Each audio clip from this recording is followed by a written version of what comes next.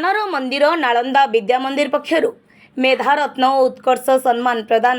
ब्रह्मपुर जयप्रकाश नगर स्थित नालंदा विद्या मंदिर पक्षर मेधारत्न 2026 प्रतियोगिता और उत्कर्ष सम्मान प्रदान उत्सव महाआडंबर अनुष्ठित होइछि। मैट्रिक परीक्षा रे उज्जवल फल हासिल करिथिबा छात्र छात्री को पुरस्कृत करी अनुष्ठान शिक्षा क्षेत्र में एक प्रशंसनीय उद्यम करिछि। ए प्रकार उत्सव अन्य कौनसी शिक्षा अनुष्ठान में प्रदान करा जाय न थाए, केवल नालंदा विद्या मंदिर रे अनुष्ठित होता है। छात्र छात्री मध्य परिश्रम प्रतियोगिता उत्कर्षतार मनोभाव बढ़ाइबार प्रयास उद्देश्य रे मेधावृत्ति और उत्कर्ष कार्यक्रम आयोजन करा जाय थाए बोली अनुष्ठान चेयरमैन भगवान साहू कहिसंते। एही प्रतियोगिता रे मैट्रिक परीक्षा रे 80% रु अधिक मार्क रखिथिबा प्राय 350 रु ऊर्ध्व छात्र छात्री अंशग्रहण करथिले।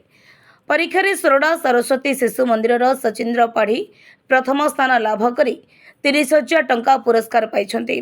निमाखंडी सरस्वती शिशु मंदिर छात्री स्नेहाराणी प्रधान द्वितीय स्थान हासिल करी 21,000 टंका पाइथिबा बली तृतीय स्थान सरस्वती शिशु मंदिर शिवानंद नगर रंगे लुंडार कान्हुचरण महांती 12,000 टंका पाइछन्ते।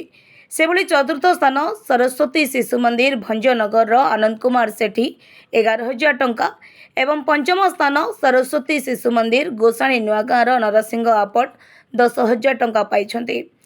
यह सहित चलित युक्त 2 विज्ञान परीक्षा रे 90% रु ऊर्ध्व मार्क रखी उत्तीर्ण होइतिबा 114 जन छात्र छात्री को युक्त 2 विज्ञान उत्कर्ष सम्मान 2026 प्रदान करा जायछि।